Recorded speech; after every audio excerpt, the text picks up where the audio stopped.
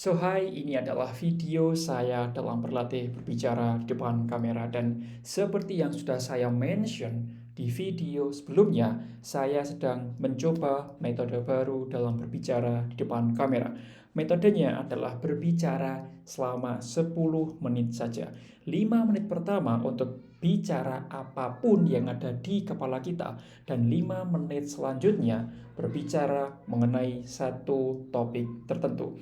Dan 5 menit pertama atau berbicara apapun yang ada di kepala saya sudah mulai dan sudah berjalan 30 detik. Dan hari ini tanggal 3 September 2025 dan please jangan salah fokus dengan baju yang saya pakai. Saya tahu it's a lot of hole everywhere, banyak lubang di mana-mana. Here and also here. Dan ini adalah terinspirasi dari pelari culture. No, I'm kidding. Karena entah kenapa uh, cuaca di rumah saya cukup panas, jadi saya harus memilih outfit atau baju yang nyaman, yang dingin, dan ini adalah jawaban yang terbaik. Every single time I feel hot, ini adalah baju pilihan saya. As you can see, it's a good thing, masih bisa dipakai, jadi kenapa harus dibuang? Oke, jadi masih ada 3 menit 30 detik saya berbicara apapun yang ada di kepala saya. Sebelum saya berbicara mengenai topik tertentu 5 menit kemudian. Jadi hari ini atau pagi ini saya belajar mengenai komunikasi.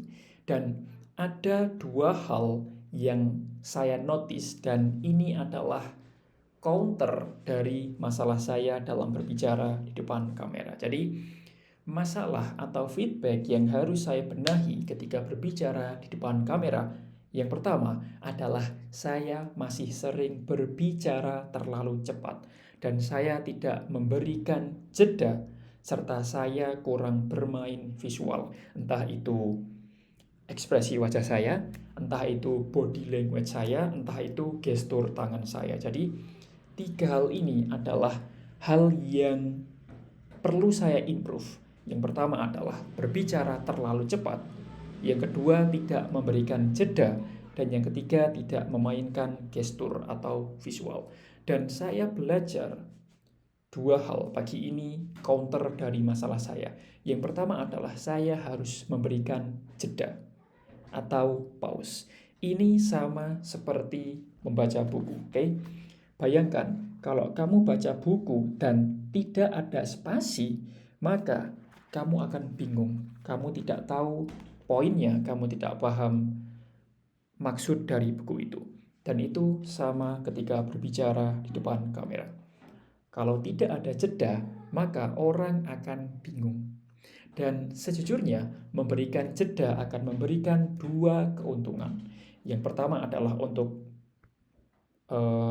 pembicara, dan yang kedua adalah untuk audiens. Keuntungan pertama ketika memberikan jeda untuk pembicara adalah kita bisa bernafas. Karena ketika kita berbicara kan kita menahan nafas. Jadi ketika memberikan jeda kita bisa bernafas. Dan keuntungan kedua bagi audiens adalah mereka memiliki waktu untuk mencerna apa yang baru saja kita katakan. Jadi memberikan jeda itu penting.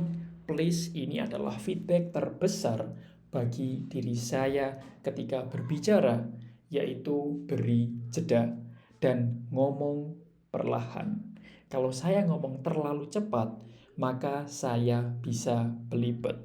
Dan jangan lupa untuk mainkan visualnya, ekspresi wajah, body language, dan juga visual. Dan masih ada 30 detik sebelum saya berbicara mengenai satu topik tertentu. Dan sejujurnya saya juga belum tahu topik apa yang ingin saya bicarakan 5 menit sebelumnya. Jadi saya akan cari topik terlebih dahulu. Dan semoga kamu tidak terganggu dengan suara bola karena banyak anak kecil bermain sepak bola di sebelah. So, what I want to talking about today, I'm Oke, saya kira saya sudah tahu apa yang ingin saya bicarakan. Jadi 5 menit berbicara satu topik tertentu dimulai dari sekarang. Jadi saya akan berbicara mengenai buku konten kreator Black Book yang ditulis oleh Ko Denny Santoso. Jadi kalau kamu tidak tahu siapa itu Ko Denny Santoso, kamu bisa pergi ke Instagram atau ke YouTube beliau. Singkatnya, Ko Denny Santoso ini adalah bisa dibilang entrepreneur, influencer, pembisnis, content creator, dan masih banyak lagi. Dan saya belajar dari beliau mengenai content creation, digital marketing, online business, funneling, dan masih banyak lagi. Dan ini adalah salah satu karya beliau yang saya beli. Karena saya juga beli beberapa produk dari beliau, mulai dari buku, e-book, dan juga e-course beliau. Dan saya akan berbicara mengenai salah satu karyanya, yaitu konten kreator Black Book.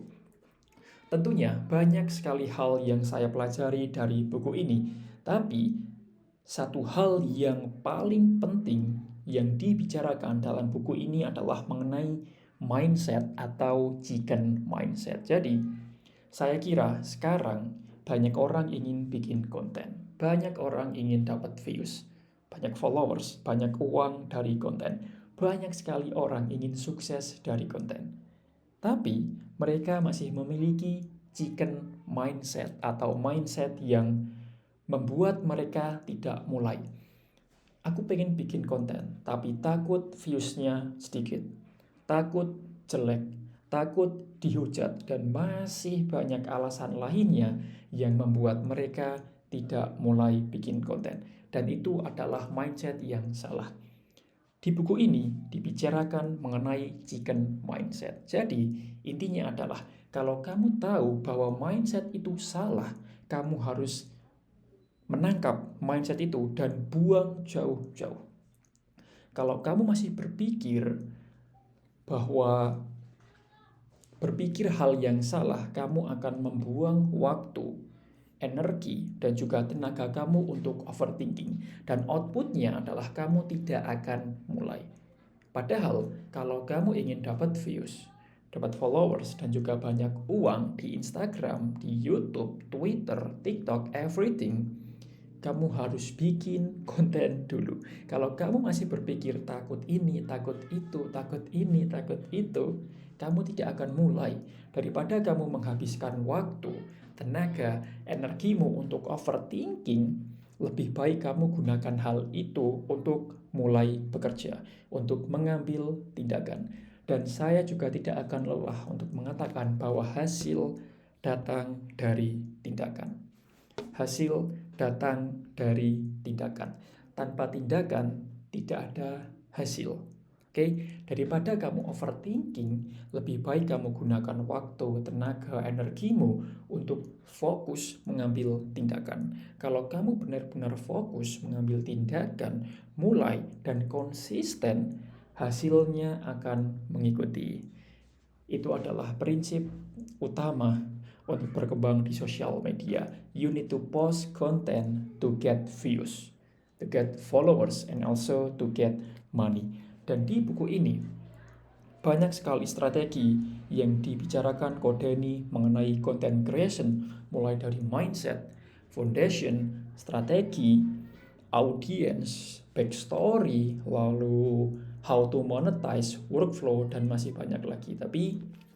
Dan sejujurnya saya belum membaca buku ini sampai habis. Saya belum membaca dari awal hingga akhir karena sometimes metode yang saya pakai ketika berbicara di depan kamera adalah membaca secara random.